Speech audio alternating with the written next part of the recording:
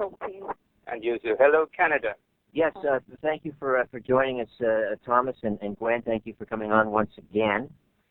Gwen, as I said, we had you on several weeks ago, and we sort of teased people because right at the end we learned that you actually had audio tape of your son. Yes. But let's just do a quick recap, first with Gwen, and then we'll get on to Thomas. Gwen, explain how your dead son appeared to you. Explain. Where do I start? Well, it happened, in 1982, when after 19 years after his passing, and we got this phone call just to say, out of the blue from people we didn't know, please come along. We've got your son at our physical circle. We've given them our phone number. Your son appeared in a physical circle and gave them your phone number. These people didn't know who you were. No. And, of course, you can imagine we were quite stunned. I wasn't here at the time, so my husband Alfie took the call. So as soon as we could, the following weekend, off we went. It was not quite a long journey. And, we just sat there, and in those days it was a trumpet. Tom will know what I mean by a trumpet. Tom? Sure. Whatever he is.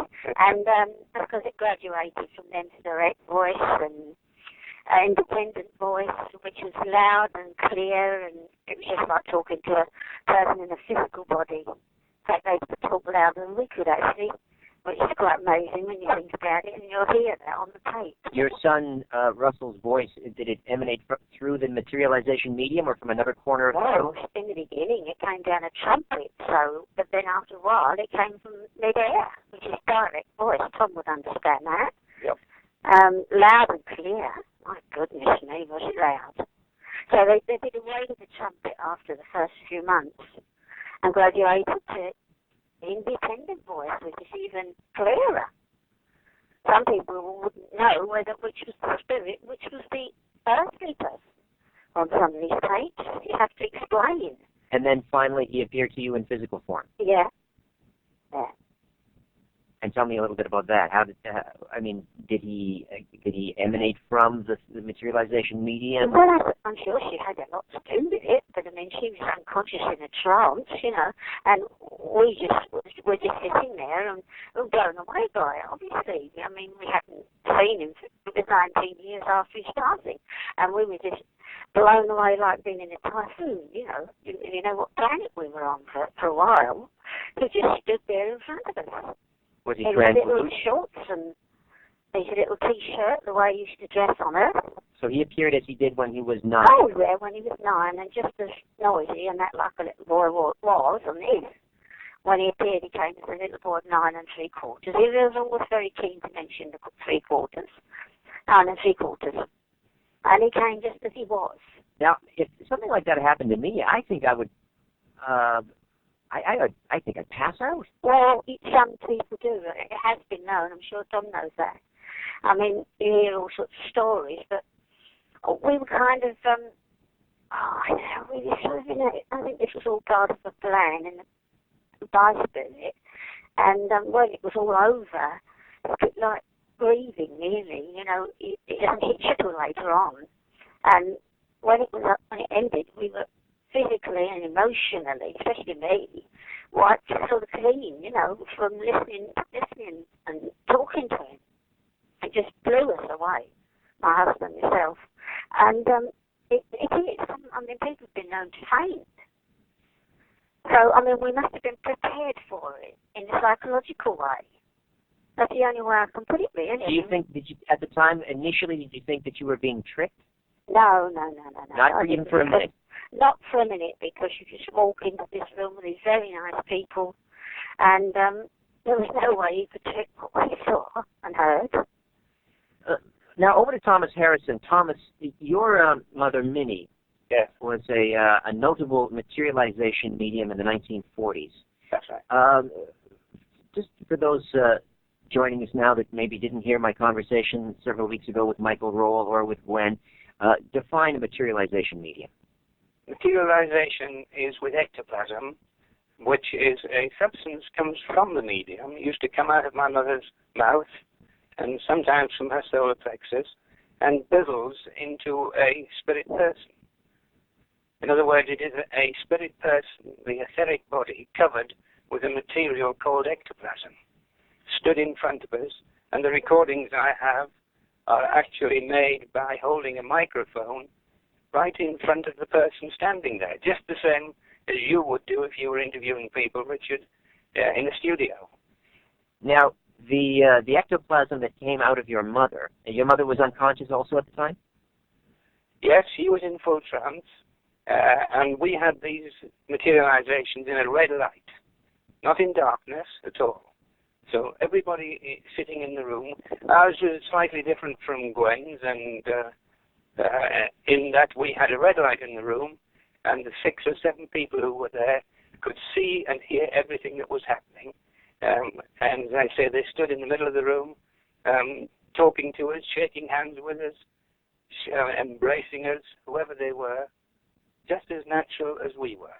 Gwen, your physical circle, was it in darkness or in light? Well, it started off in darkness, but all the instruments that they used to use, they're like a tambourine, drumstick, and the trumpet, everything in the beginning was painted with a luminous paint, which gave off a very powerful light. And Raymond Lodge used to dress into a suit that was painted with luminous paint. So he was walking around the room, this 6'4", long, tall fella, chatting to us. So that's how we saw. And then of course we had the flashes of energy. And Helen Duncan explained to us that they didn't use ectoplasm anymore. They got a new kind of energy. When you say Helen Duncan was a materialization medium, when you say they don't use ectoplasm anymore, what do you mean? Well, they use a new kind of energy. Who's they? Helen and Raymond and us all. The people on the other side. The other side, yeah. The people on the other side. And they explained it to us as best they could. I mean, I'm not into energy like the men are. They understand it more than a mother would. So but we saw it flash around the room like lightning sometimes. And the crackling sound. And, you know, like when a radio goes wrong and you get all the mixed vibrations. Well, that's how it used to be. And there they were, all standing. And how about your son? Was he in an illuminated clothing, oh, yeah, or was he illuminated shoes on and run around the room and illuminated hat and jump? Did you actually see his face? Oh, yeah, and his hands. We held hands and danced together. Thomas, someone who grew up witnessing this, because your mother Minnie was a materialization medium, Gwen said something very interesting, that they don't need ectoplasm anymore. What? Can you explain that a little more in more detail? Yes. It isn't different. It's using energy in a different form. That's what we're told. It's the same.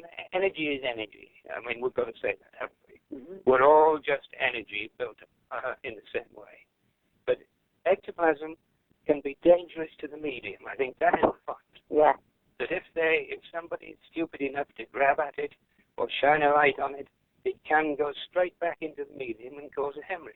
That's what happened to Helen Duncan. Exactly. That's exactly what we're getting to, yes. So they now are trying to use the energy in a different format. And Circle we sit in or have sat in many years in Hull are doing exactly that. And we feel the people and hear the people walking around the room the same way as Gwen has heard them, just the same, but not in the red light that we had. We used to enjoy, obviously, seeing people standing there talking to us in the red light. And it was important from their point of view to see their faces. They were very, very keen to say to us, can you see my face? And also to say to us, we are so pleased to have the chance to come and talk to you, to prove that we are still living. Thomas Harrison and Gwen Byrne are my guests at the Richard Syrett Show, Mojo Radio. And at some point during this hour, we are going to hear audio recordings of what my guests claim are the voices of their departed relatives. In Gwen's case, her son Russell, who departed in 1963, died of cancer. And Thomas Harrison's aunt, a recording that was made, I believe, in the 1940s. These are voices from beyond the grave caught on tape. We'll be back with more in a moment. Fought in the Battle of Dunkirk. And his mother was a very famous materialization. Well, now I say famous materialization medium. She's famous now because of but at the time, I'm guessing, this is not something that was public knowledge. You're quite right. It was public knowledge to a degree that we had guest sitters, as we call them, people who came to sit in our circle. We just had a home circle, which is what we call a group of people sitting to contact the people in the spirit world. And we used to have guest sitters coming who also met their friends and their relatives from the spirit world who would build and talk to them just the same. And again, it wasn't famous in that respect. And again, this ectoplasm would emanate from your mother, from her mouth, from her solar plexus, and then this ectoplasm would form into the fully materialized bodies, spirit people. Correct. Etheric people. Sorry? Etheric people. Etheric people, in effect, covered by ectoplasm. Now, sorry, go ahead. We had some photographs as well. We were given the privilege and permission to take photographs of them. And of these etheric people. And yes. Would these be available online where our listeners could see them, or? I don't know whether we could get them to you. We only have the one telephone. Sorry, there's a line in USA, which is from Tom Jones, the International Survival Society. And he has 3 photographs on his line, if that was interesting to you. Okay. I can give you those details later if you want. All right. Yes, that would be great. And was there anything, did you ever ask yourself why your mom was able to do this? And, we have, mediums over here that claim that they can talk to etheric people on the other side, although, there's Jonathan Edward and others. But I'm not familiar with any materialization mediums on this side of the pond. Why are they able to do this and others are not? No, it's not a question of doing it the way you said that. My mother used to just go to sleep in trance. It is a gift that is given to certain people. Probably 1 in a million, I think, is roughly the number. But in the 1940s and 50s, there were quite a number of them in the UK, including, as we talked about, Helen Duncan, who was publicly well known, of course. But Mum didn't know that she had this gift. It just developed in the circle. And was when she did this at the end of the evening or the end of the day, was she physically exhausted? Did she become ill? No, quite the opposite. You see, my mother had an operation for cancer in 1940. We started our circle after the Second World War when I got home in 1946. So she had a number of operations from then onwards. But she was always receiving healing energy from the spirit people when she sat, which was wonderful. Okay. It always did her good. Well, now, Gwen, you have audio tape of your son, Russell. Explain the where this took place and what we're going to hear. Well, I chose this one first because it starts off with Laura singing. You've heard of Laura, haven't you? Laura is an etheric person. Yes, she's a spirit or an angel or whatever you want to call her. And she's the medium's grandmother. Now, she used to be quite famous in the day, but back in the 1880s. But they've got a newspaper report coming this evening. Me and Alfie weren't there, but Alan's coming along from the Psychic News to meet Russell. And so it starts off with Laura welcoming them with a song, and then you've got Russell talking to Alan, and Alan talking to Russell, and the sisters are sitting around either laughing or listening or asking questions. Obviously it's a long tape, 60, that's 90-minute tape. We can't play it all. But I thought if I put that one on first, at least you could hear Russell and Laura. This is Russell and Laura, 2 etheric people, Russell being your son, Laura, the grandmother of the medium. Yeah. Who was a famous opera singer, was she? Well, she was when she was in the 1880s, we believe, somewhere around that time. And when was the recording made? What year? This was made in 1982. And again, you and your husband, Alfie, were not present. We weren't present this evening, but I picked this one so that you can hear us chatting to Alan. And Laura as well. I've got one of me and Russell here, and that if we get time to play it, we can. Okay, and so shall I press this button?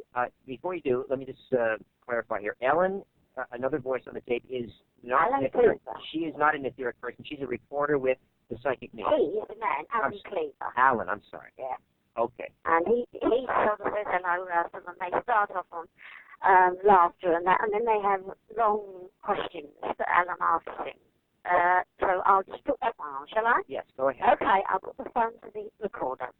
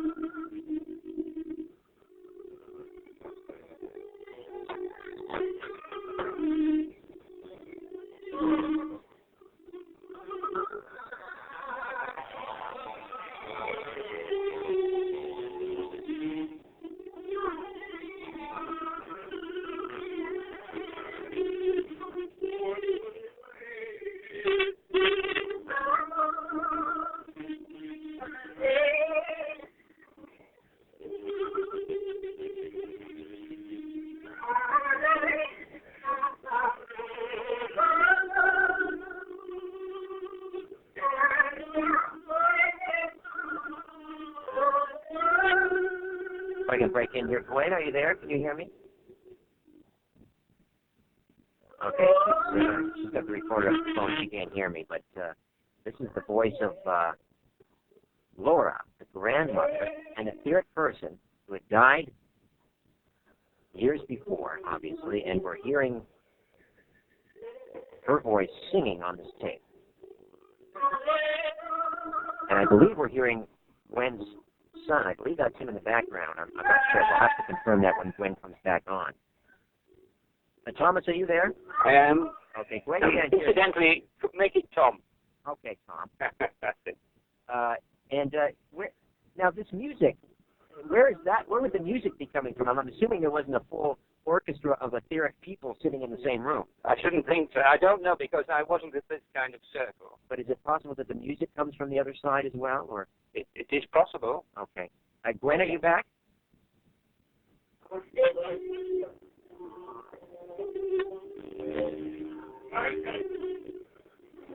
That sounds like Russell.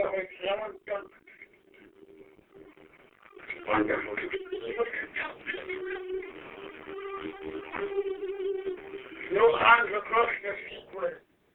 Hands across the underneath.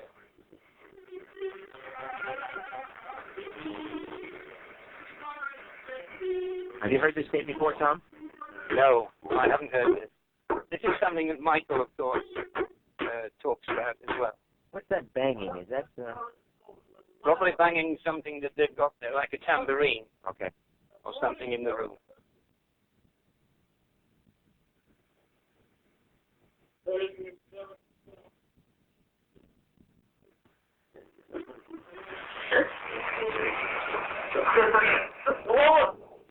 Okay, I don't know how we get to Gwen's attention. Our recordings are rather different. Your recordings are different?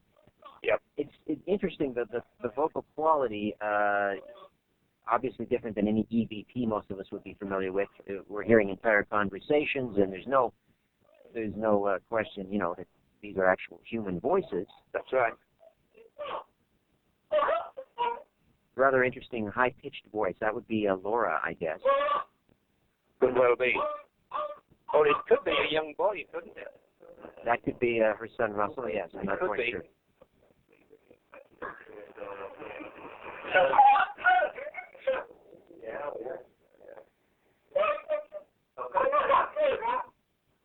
Yeah, that would be Russell. That's his son. I think so, yeah. Okay.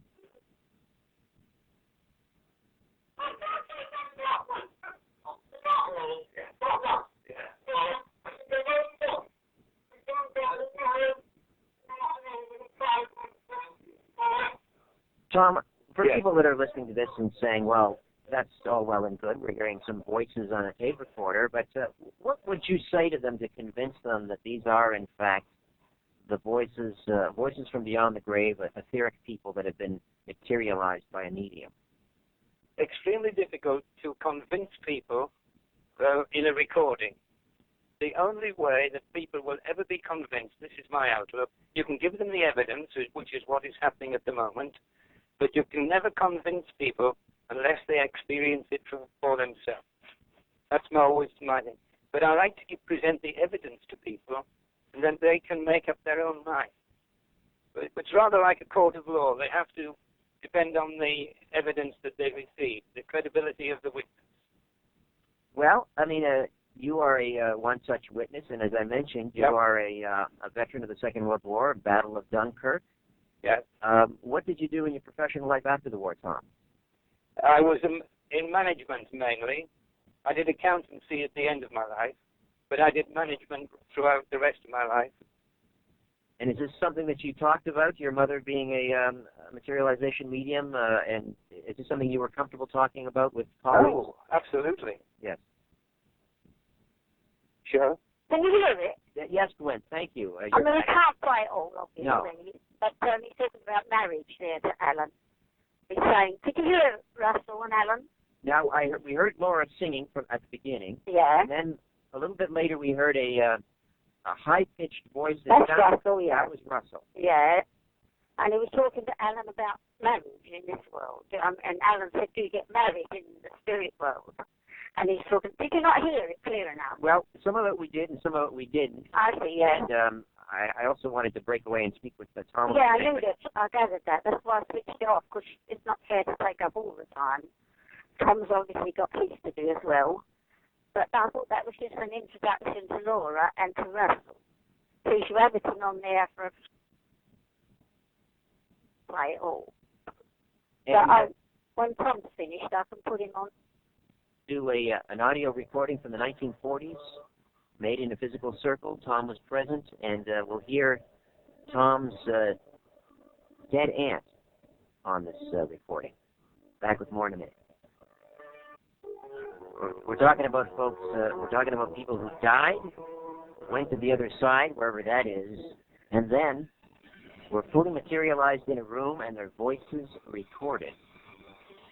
Gwen just played a recording of her son Russell, who died in 1963. The recording was made in 1982, and he sounded like a young boy, like he was still 9 years old. Gwen. Yes, that's right, yeah. He used to sing and fool about just like that when he was here on Earth. Has this recording been analyzed? Because I'm wondering if the voice of an etheric person would look different, or if it was analyzed, it would any different characteristics than the voice coming from an actual living person. Well, I mean, actually analysed. It's been analysed by all of us, really, the whole family and others as well. And I wouldn't let any of these so-called researchers get hold of it because, you know, I just don't trust them. But they had them down here, and some of them were disgraced. Wouldn't that be helpful, though, Tom, in terms of getting the message out, that if we could actually analyze these audio tapes in some way and we could know once and for all that they're real? Tom? Hello? Yeah, I'm just wondering if whether it would be useful to have these tapes analyzed to find out whether these etheric voices are any different than a physical human. You're meaning voice analyzed? Yes. Well, yes, I suppose it is, but I must admit, we've never gone into the scientific side of things. We were a simple, I always use the word simple, home circle, who sat to meet our spirit friends, a weekly meeting on a Saturday. And over the years, as I've just mentioned, I have met over 1,500 materialized spirit people. So from my point of view, there's no need to scientifically test it. They've been there, standing in front of us, in the red light, talking to us. And the recording I'm going to play, or one of them, I mean, I have a few recordings, not like Gwen's, as long as Gwen's, where we had a special recorded circle on an old reel-to-reel tape recorder in 1954.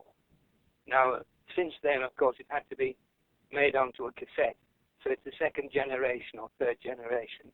But I think you'll find the quality is quite good. And to record it, I had a handheld microphone in the room with a materialized person standing in front of us, and I simply held the microphone in front of them and recorded the voice. And the person was? The first one is Aunt Dag. Your Aunt Dag. That's right, who had passed over in 1942. So 12 years later, correct, she's materialized for you and you record. Okay, if we could just get you to play about, I would say, maybe 20 seconds and then come back on the phone, Tom. Okay. Okay, here we go. Yes, right. Hello, my dear. Now, this is good, isn't it? Nice to be again with you all. Well, now you've had a very long evening, you know, haven't you? Yes. Is that all right? Yes, that sounds very clear. That was your Aunt Egg saying it's good to be here and you've all had a very long evening. That's very right. Clear. Yes. That's right. Do you want to hear the rest of her? Another 20 seconds or so, yes. Okay.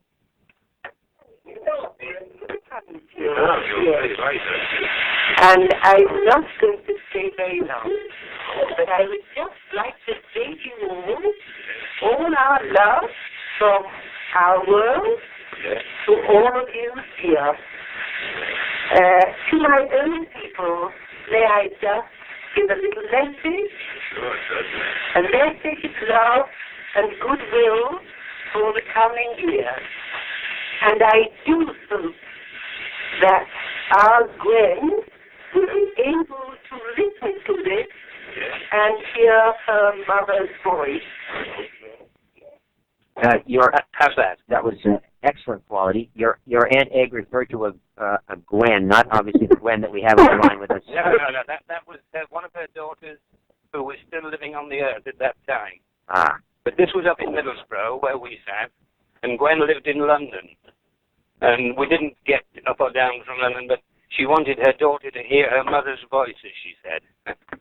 Could these tapes be played on the air in England? Oh, yeah. They could be. Certainly. Gwen, have you played yours? No, they won't allow it, Richard. This country is not into that. Don't ask me why, because you go into the politics then, and it's not a thing I understand. Or there's too many people, too many powerful people that have a great deal to lose if it's found out. I'm sure Mike told you that. Michael Roll did this. Yeah. Yeah. So they don't want to know. Well, can I come in on that, Richard? Yes, Tom. Because it isn't quite the same.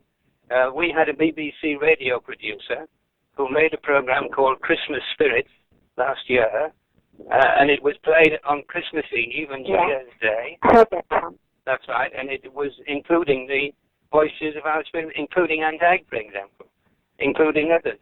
So things are changing. Oh, yes.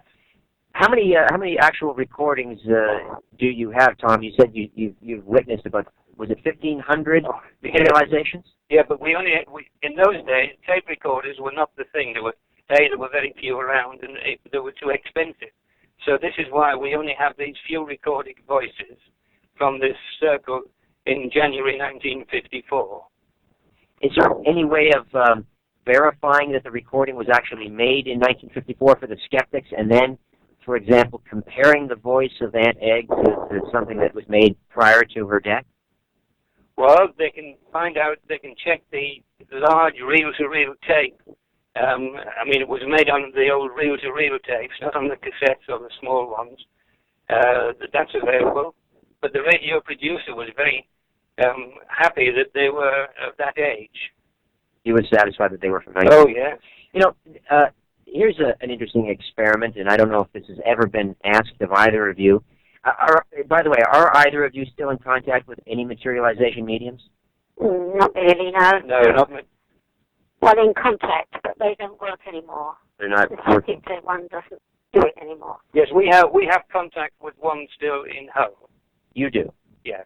Here's something. This is very outlandish, I suppose. I have a father that passed away back in 1986.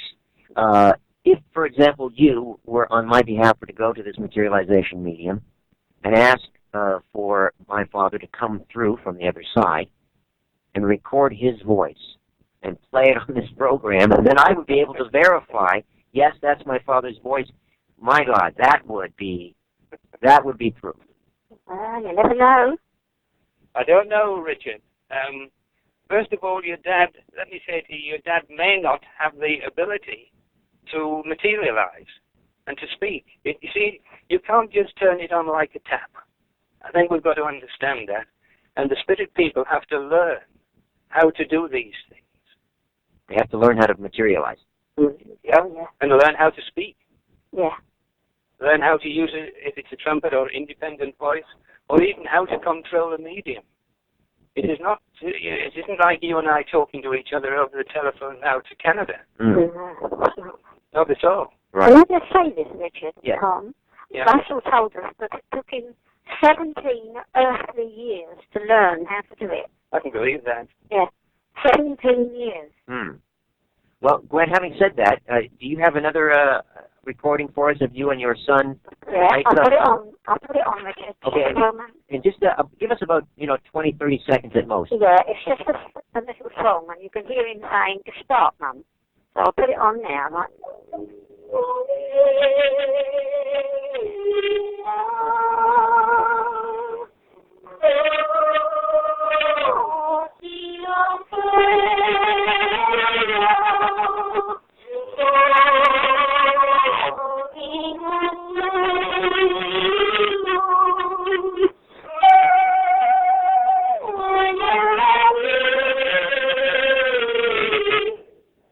Can you hear that? I can. Now you're singing a duet with Russell. He's So just above me. he's just above you. Yeah. He had quite the voice. Yeah, that's his mum, and that's Russell singing along with me. But obviously it's a 4-minute piece, and again, it's going to take too long. Right. That must have been a rather emotional. Oh, it is actually. I could sit here with a box of tissues now and have a good week. It's very emotional. Do we know of any audio tapes of recordings of famous people that we would all recognize? For example, I believe Michael Roll was telling me that recently, whether it was someone from the Psychic News, actually witnessed the materialization of the late jazz singer Louis Armstrong. Yes, I've heard about that, but I'm not sure. Have you heard of it, Tom? Yes, that was David Thompson's circle, and Monty Keane did that. Monty Keane was a researcher who just passed away a few weeks ago. That's right. Yeah. And he said that the jazz singer had been at David Thompson's circle. Oh, yes. And do we know whether there was any photographs or audio tape of that? No, don't know. No, I have no idea. It would just take something like that to bust this wide open. Yeah, I don't know. You see, I'm not sure about that, Richard. I mean, they've had evidence of this kind of thing for years and years. But if people don't want to believe it, let me say that in the right way, they will not believe it. But I think there are a lot of people out there, most people out there, like someone like myself, who, given, we're ready to believe, we'd like to believe. Sure. We just need that little extra nudge, we need a little bit of proof. I believe you're sincere. It's just that because I don't know your Aunt Egg and Gwen, I never met your son Russell. Of course not.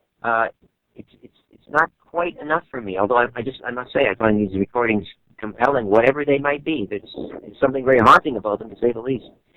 We'll take one final time out and come back. And Thomas, did you have any more tape to? Yep. Okay, we'll come back and hear a little bit more of Aunt Egg, I guess. Aunt Egg, Tom's Aunt Egg, and Gwen, did you have any more tape for us? Yes, I've got an interesting little thing here. If we get time to. Okay, we've just got a few minutes left, so we'll come back and we'll get right to the good stuff. All right. Okay, The rich tape. On the other hand, some of you out there might think.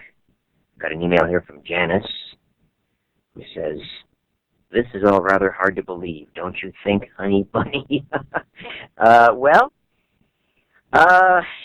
On the one hand, it is. However, then I listened to someone like Tom Harrison and Gwen Byrne, who both seem like incredibly sincere, honest individuals, and so I don't know what to think. We don't have a lot of time left. Tom, did you have one more snippet of your? Well, shall I put you on a snippet of Granny? Instead of Aunt Egg, we also had others that night. And Granny Lumsden was an entirely different personality. My wife's grandmother, and a northeasterner, so you'll find there's a different voice altogether. Okay, just a snippet, maybe. Just a snippet at the beginning. Yes. Okay.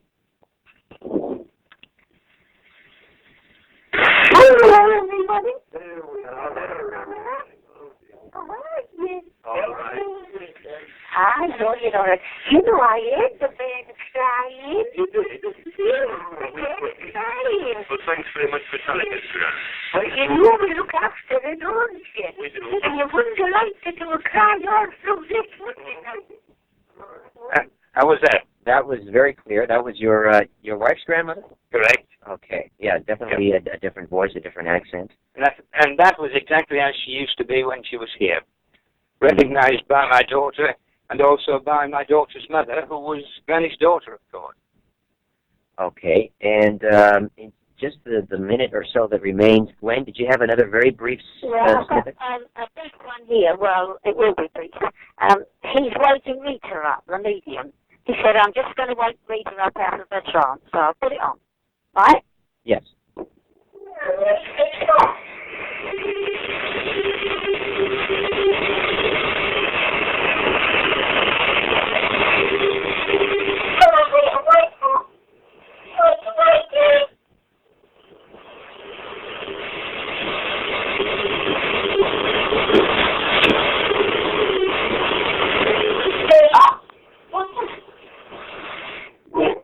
You can hear Rita, the medium, saying, what's that? He woke her up. Is that safe to do? Well, he did. And one night, Raymond actually woke her up and lifted her out of the chair manually. That would be quite a shock. I don't want to shock, Dawn. Well, sadly, we are out of time. But yeah, I know that. Tom and Gwen, I want to thank you for bringing these audio tapes to the attention of my listeners. And I tell you, I don't know what to think. I think it's very compelling. And can I quickly cut in there? Yes, please. You were saying about any famous people coming back and speaking. Well, the medium, the very well-known medium, Leslie Flint, independent voice medium, had hundreds of tapes made of very famous people. And we have, I should think about 80 of those tapes, recordings, which could be made for people to listen to. Now that is something that I'd like to hear, because if there's a tape existing of those people before they died, and then these tapes of them after, there could be a comparison done, and then we could get somewhere. Yeah, well, there was a comparison done with Ellen Terry's voice. And her friend, first of all, recognized the voice, and then they checked it with a gramophone record made by Ellen Terry years before, and they were agreed that it was the same voice. All right. Well, to be continued, to say the least. Gwen? Okay. Richard, I'd just like to get in quick if I can. When we had this wonderful mediums, we had lots of famous people come through. Mario Lanza, I could name a dozen, if not more. I actually sang a duet with Mario Lanza, but it's not on tape. For some reason, they didn't want to tape it, but there was a hell of a lot of famous people popped in to say hello. Okay. I'm running late, so I must say goodnight, and thank you again. Cheerio for now, and you too, Tom. Thank you. Yes, bye. All right. Bye for now. All Bye. Right. Gotta fly. Thank you, Tom. Nick, thank you. Everyone for calling in. Yuri Dobenko. We'll see you next Friday. Bye.